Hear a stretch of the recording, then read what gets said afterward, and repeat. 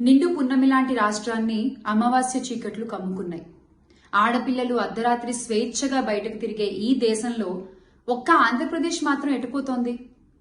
ఓట్ల కోసం గ్యారంటీలతో ప్రజల్ని బురుడి కొట్టించి అధికారంలోకి వచ్చిన ఈ కూటమి పాలనలో పసిబిడ్డలు సైతం జంకుతున్నారు. పొద్దుకు 10 సార్లు పొంగనాలు కొట్టే పోసెట్టి పుంగనూరు ఘటనపై ఏమంటావు చెప్పు?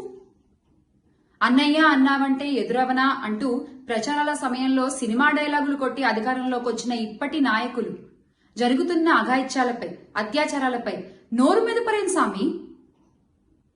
రామరాజ్యాన్ని రావణ కాష్టంగా మార్చినటువంటి ఈ కూటమి పాలనలో ఆడపిల్లలకి రక్షణ లేకపోవడం అనేది సిగ్గుచేటు. మాకు మా ఆడపిల్లల మాన ప్రాణాలే ముఖ్యం.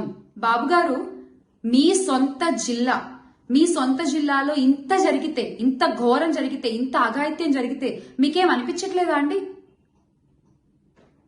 బాబొస్తే అదొస్తుంది, బాబొస్తే ఇదొస్తుంది, ఇవన్నీ దేవుడెరుగు. ప్రాణాలు పోతున్నాయి సార్ మీరు వచ్చాక.